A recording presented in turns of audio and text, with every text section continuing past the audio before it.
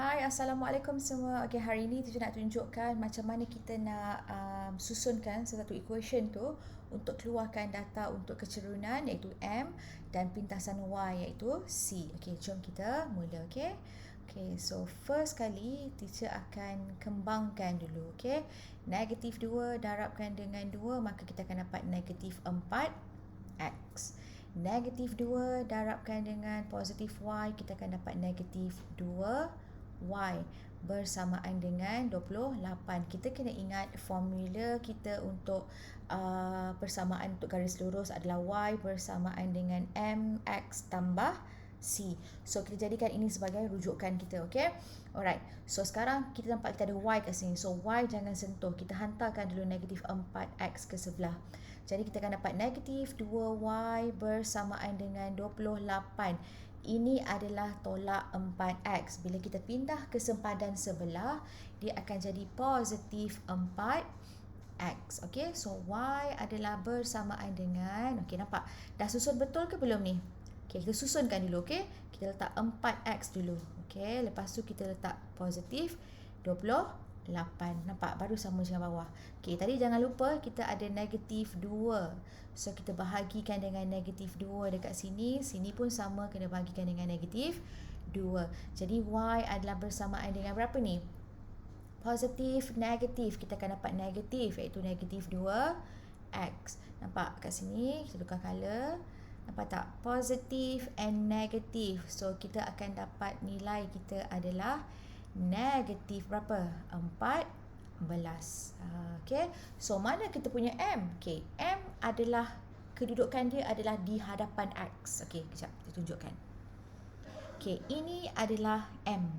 Dia berada di hadapan X. So, kita keluarkan. M kita adalah bersamaan dengan negatif 2. So, C dekat mana? C adalah bahagian belakang. Yang ini adalah milik C. Ataupun pintasan Y. So, C kita adalah negatif 14. Okay, alright. Ini untuk soalan pertama. Tengok soalan yang kedua. Okay, sama juga kita bagi bentuk macam ni. Dia boleh tukar macam-macam bentuk. So, kita kena tahu susunan dia macam mana. Macam mana nak tukar? Balik kepada bentuk asal kita iaitu bentuk macam ni. Okay, so first step is kita nampak ada bahagi ke tak? Garisan panjang ni bermaksud dia adalah bahagi. Bila kita nak hantarkan dia ke sebelah, dia akan jadi berlawanan. Ingat, simbol dia akan berlawanan apabila kita nak masuk ke kawasan lain. Okey, contohnya, nampak tak? 3 kat asal bahagian kanan, bila kita nak hantar dia pergi ke bahagian kiri, dia akan jadi opposite. Opposite bagi ataupun berlawanan bagi bahagi adalah darab. Jadi kita akan dapat 12 kali 3 adalah 36. Y bersamaan dengan 8X tolak 48. Ingat, kita nak jadikan Y bersamaan dengan MX tambah C, nak tinggalkan Y sahaja. Tak nak ada nombor depan dia. Nampak? Kita ada nombor kat depan ni. So, kita nak hantarkan dia ke sebelah. Jadi, kita akan bawakan dia. So, Y bersamaan dengan 8/36 tolak 48 berkan dengan 36. Boleh tak kita permudahkan? Boleh. Berapa kalau kita permudahkan 8 perkan dengan 36? Kita akan dapat 2/9X. Tolakkan dengan, okey, 48 kita perkan dengan 36. Kita akan dapat berapa tu? Kita akan dapat 4/3. So, mana M kita? Mana kita punya C? So, ingat, this is our M. So, M kita adalah bersamaan dengan 2/9. Ambil nombor sahaja, tak perlu ambil X. Okay? C kita adalah negatif 4/3. Alright? Okay. So, kita buat lagi sikit soalan. Okay. Okay, soalan berikutnya saya nak masukkan. Okay, sekejap ya.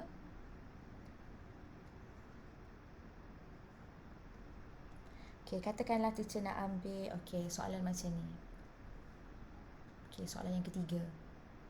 Okay, kita diberi 3 in the bracket X tolak Y perkan dengan 2 bersamaan dengan 9.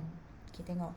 Satu lagi kita ada soalan berbentuk 2/3X X. Okey, campurkan dengan 4 dalam bracket Y tolak 2, okey, bersamaan dengan kosong. Okey, tengok soalan nombor 3 dulu.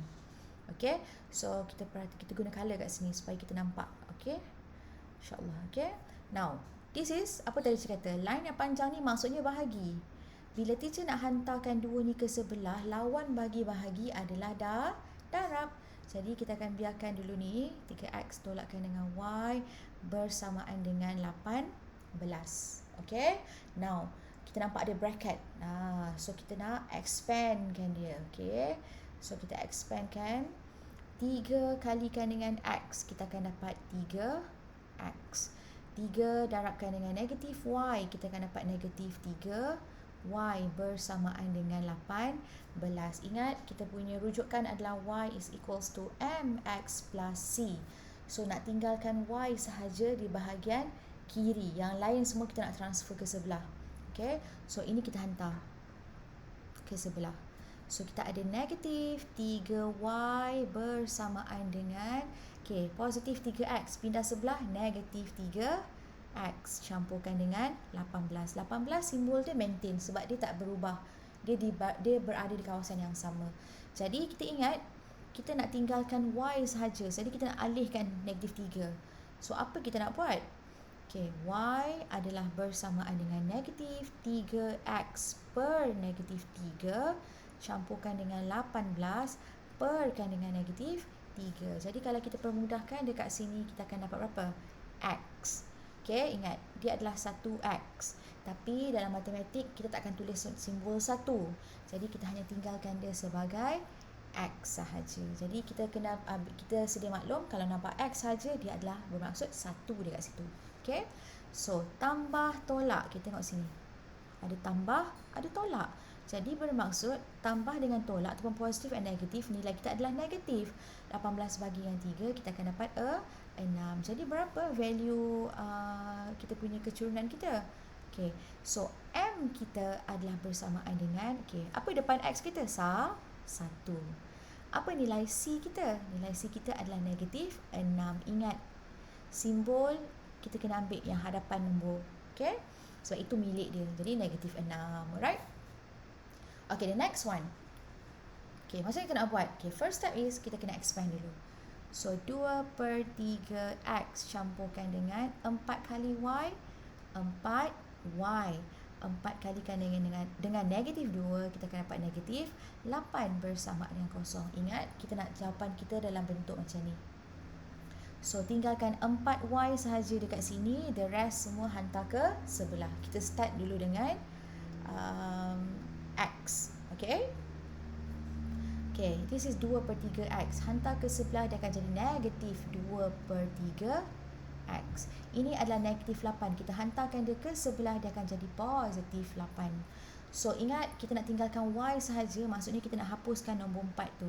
So y adalah bersamaan dengan negatif 2/3 bahagikan dengan 4, campurkan dengan 8 perkan dengan 4. Okey, macam mana kita nak settlekan kalau jumpa soalan bentuk macam ni? Senang sahaja. InsyaAllah, negatif 2/3 tukarkan pada bentuk macam ni, bahagikan dengan 4/1. Jadi bila bahagi nak tukar pada darab, 1 akan naik ke atas. Jadi kita akan dapat 1/4.